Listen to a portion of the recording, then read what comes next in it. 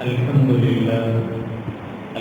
لله نحمده ونستعينه ونستغفره ونؤمن به ونتوكل عليه ونعوذ بالله من شرور أنفسنا ومن سيئات أعمالنا من يهده الله فلا مضل له ومن يضلله فلا هادي له ونشهد أن لا إله إلا الله وحده لا شريك له ونشهد أن سيدنا ومولانا محمدا عبده ورسوله أما بعد فأعوذ بالله من الشيطان الرجيم بسم الله الرحمن الرحيم محمد رسول الله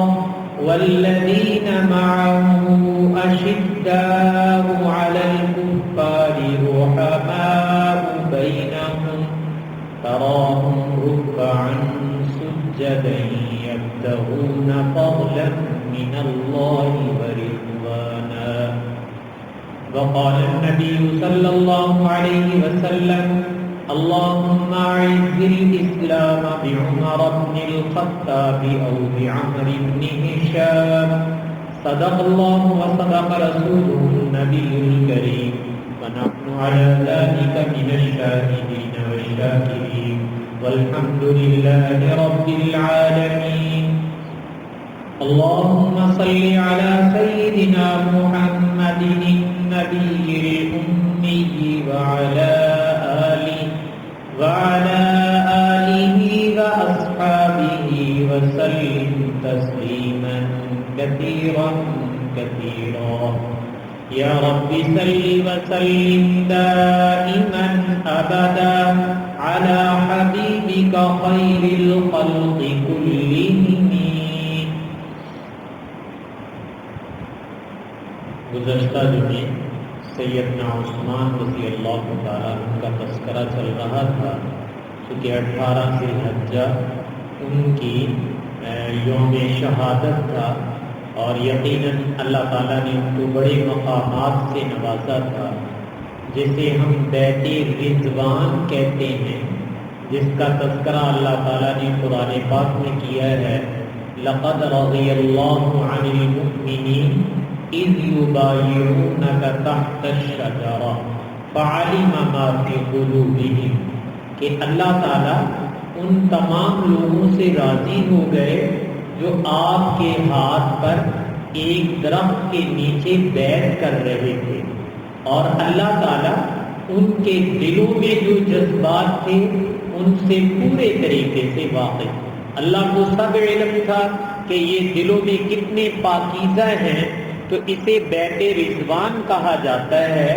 جب آپ صلی اللہ علیہ وسلم عمرہ کرنے کی نیت سے مدینہ طیبہ سے مکہ مکرمہ گئے تھے سن 6 ہجری میں، تو مشرکین مکہ نے آپ کو مکہ میں داخل نہیں ہونے دیا تھا، تو آپس میں مذاکرات ہوئے تھے اور پھر اس کے بعد یہ طے کیا گیا تھا کہ آئندہ سال آپ لوگ آئیں گے اور صرف آپ کو 3 دن کی اجازت ہوگی، آپ 3 دن مکے میں ٹھہر سکیں گے اور عمرہ کر کے واپس چلے جائیں گے. یہ جو معاہدہ طے ہوا تھا اس کو صلح حدیبیہ کہتے ہیں.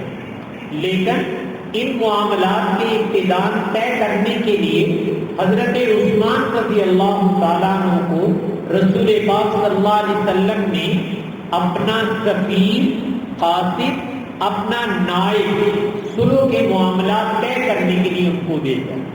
اور جب وہ مکہ مکرمہ گئے ہیں معاملات طے کرنے کے لیے تو کئی دن گزر گئے تھے، تو مسلمانوں میں یہ شہرت ہو گئی تھی کہ نعوذ باللہ حضرت عثمان کو ان لوگوں نے شہید کر دیا. تو آپ صلی اللہ علیہ وسلم تک بھی جب یہ اطلاع پہنچی تو آپ نے ان صحابہ کرام سے اپنے ہاتھ پر بیعت لی تھی کہ اگر انہوں نے حضرت عثمان کو شہید کیا ہے تو ہم بدلہ لیے بغیر نہیں جائیں گے. تو صحابہ کرام نے آپ کے ہاتھ پر بیعت کی اور آخر میں رسول پاک صلی اللہ علیہ وسلم نے اپنا ایک ہاتھ اپنے دوسرے ہاتھ پہ رکھ کے کہا تھا کہ یہ عثمان کی طرف سے میں خود بیعت کرتا ہوں. تو رسول پاک صلی اللہ علیہ وسلم نے اس بیعت رضوان میں حضرت عثمان کو شریک فرمایا. لیکن بعد میں جب پتہ چلا کہ نہیں ایسی کوئی بات نہیں، حضرت عثمان معاملات طے کر کے واپس تشریف لائے تھے. جب آپ وہاں مکہ مکرمہ میں گئے ہیں تو آپ کا خاندان وہاں موجود تھا. چچا زاد بھائی جو ابھی اسلام نہیں لائے تھے وہ وہاں تھے. تو مشرکین مکہ نے ایک پیشکش کی تھی. یہ کہا تھا کہ عثمان اگر آپ چاہیں تو چونکہ آپ مکے میں آ چکے ہیں تو آپ بیت اللہ کا طواف کر لو، آپ عمرہ کر لو، ہم آپ کو اجازت دیتے ہیں اس لیے آپ کر لیں. لیکن آپ کے نبی کو اجازت نہیں ہے، وہ آئندہ سال کر سکیں گے، اس سال ہم ان کو نہیں آنے دیں گے. جب ان لوگوں نے یہ پیشکش کی اور ساتھ یہ بتایا کہ حضور پاک صلی اللہ علیہ وسلم کو اجازت نہیں ہوگی، تم کر لو، تمہیں ہم اجازت دیتے ہیں، تو حضرت عثمان رضی اللہ تعالیٰ عنہ نے عمرہ کرنے سے انکار کر دیا. فرمایا یہ کیسے ممکن ہے کہ میں تو بیت اللہ کا طواف کروں اور میرے محبوب صلی اللہ علیہ وسلم کو روک دیا جائے، میں ان کے بغیر بیت اللہ کا طواف نہیں کروں گا، ان کے بغیر میں عمرہ ادا نہیں کروں گا. اگر ان کو اجازت دو گے تو عثمان بھی ان کے ساتھ مل کر عمرہ کرے گا، اور اگر تم میرے نبی کو اجازت نہیں دیتے تو عثمان بھی کبھی بھی ان کے بغیر اکیلے عمرہ نہیں کر سکتا.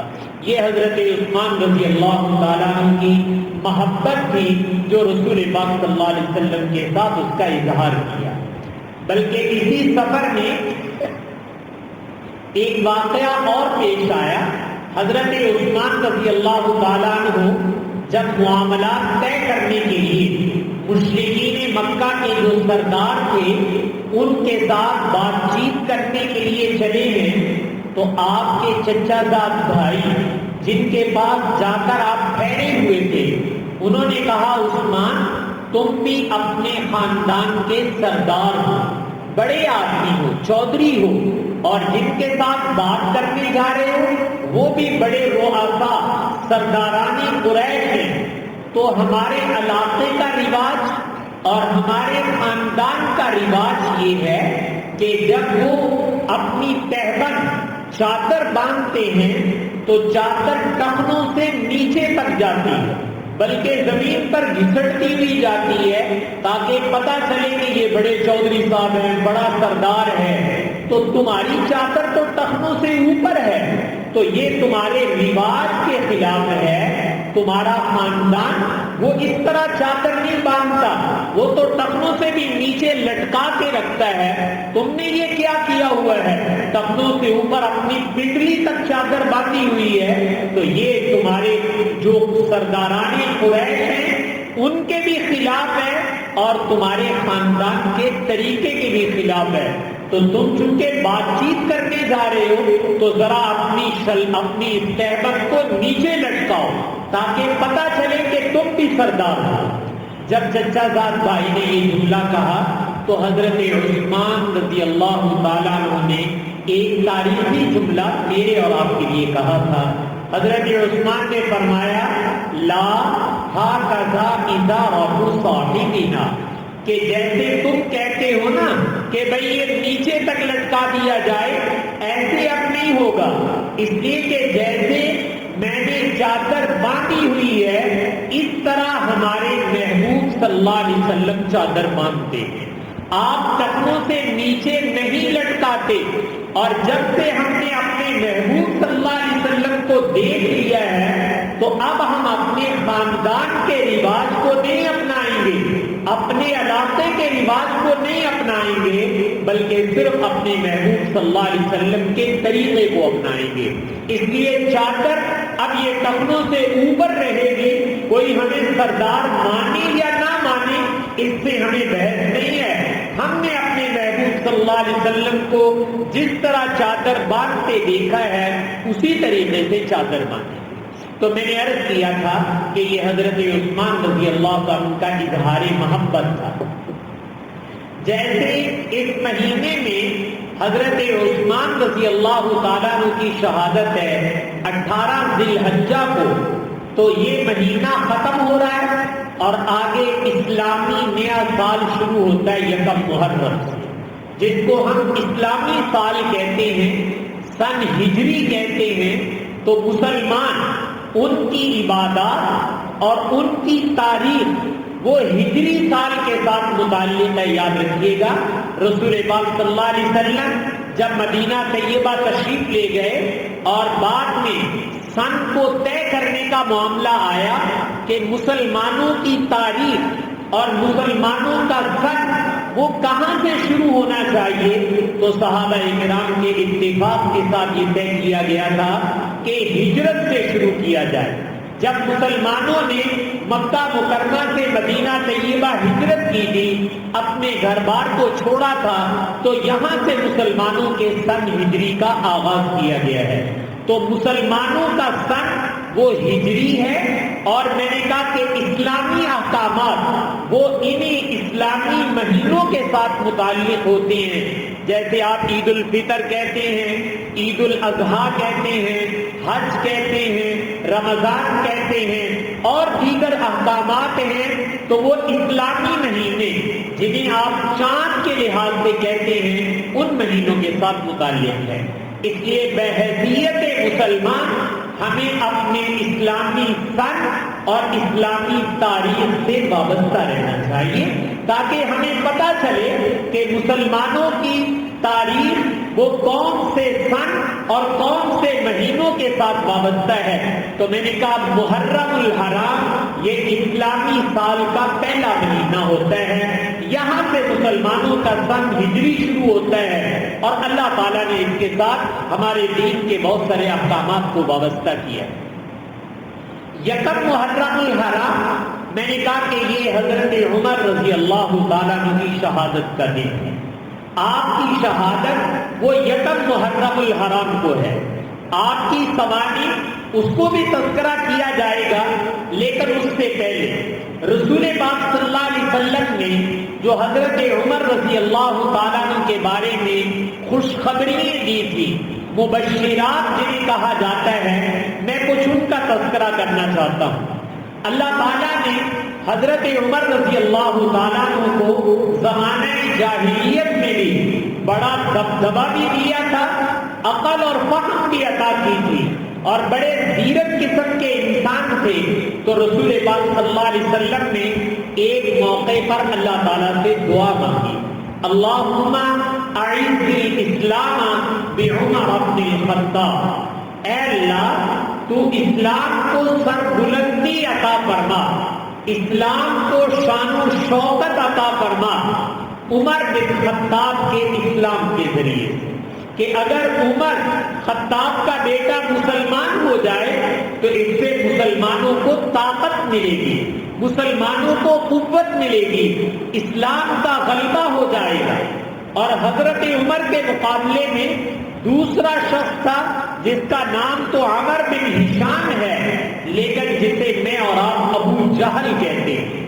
تو ابو جہل جو ہے اس کا بھی آپ نے نام لیا کہ یا اللہ یا عمر کو ہدایت دے دے اور یا عمر بن ہشام کو ہدایت دے دے.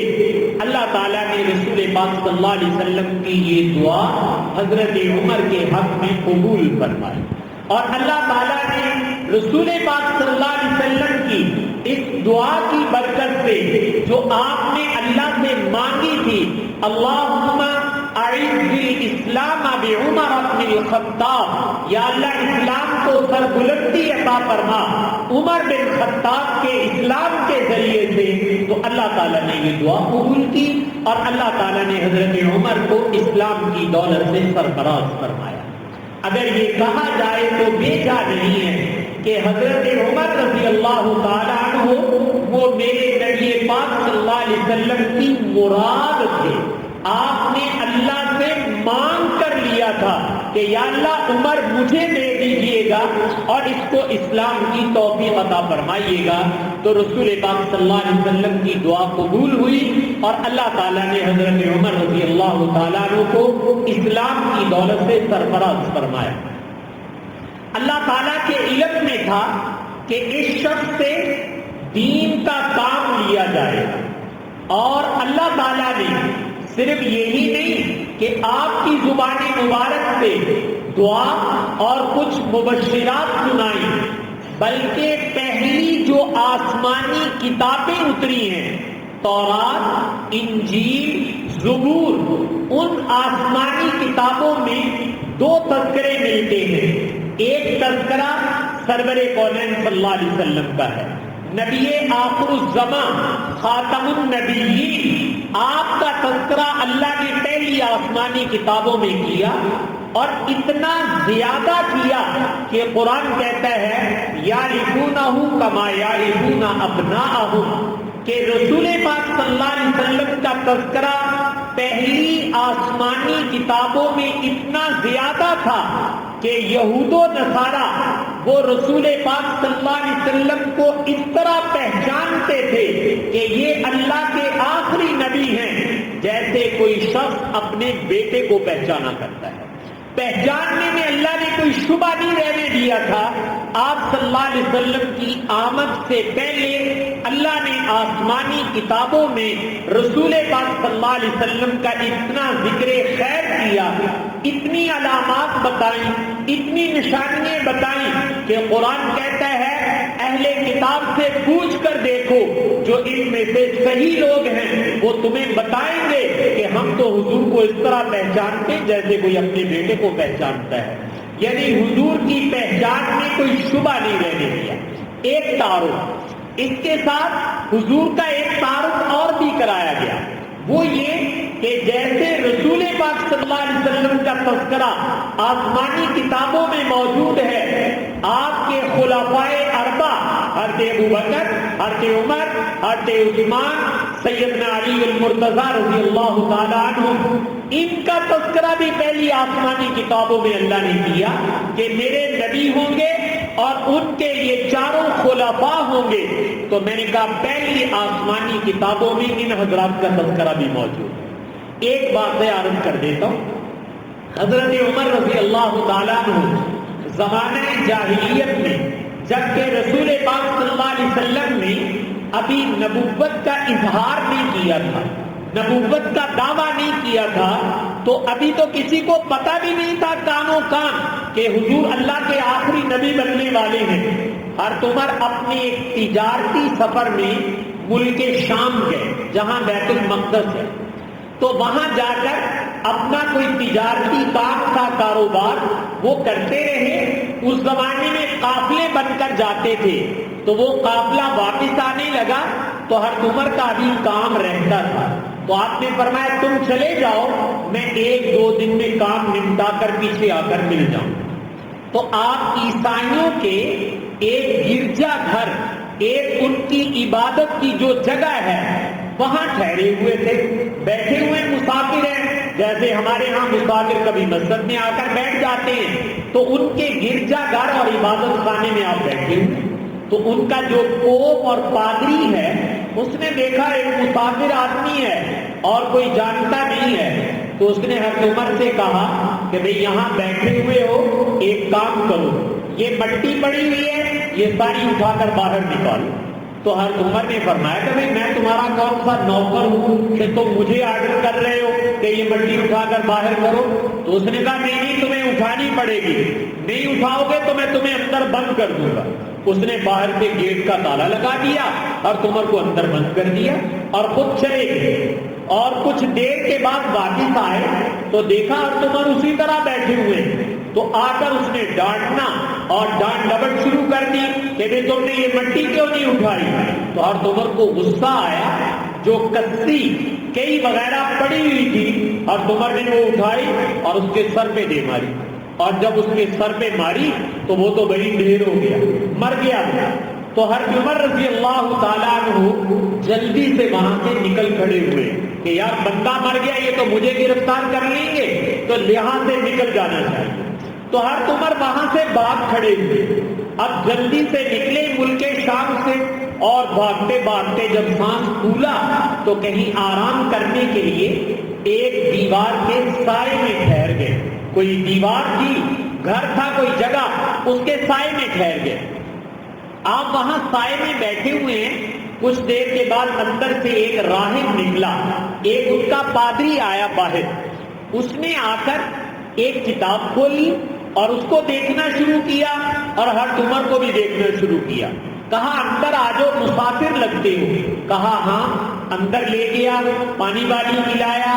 جب سب کچھ اطمینان ہو گیا تو کہا کہ میں اپنی کتاب میں جو علامات دیکھ رہا ہوں, نبی آخر الزمان آنے والے ہیں اور تم ان کے خلیفہ اور جانشین بنو گے. تمہاری نشانیاں ساری میری کتاب میں لکھی ہوئی ہیں اور وہ تمہارے اوپر صادق آ رہی ہیں.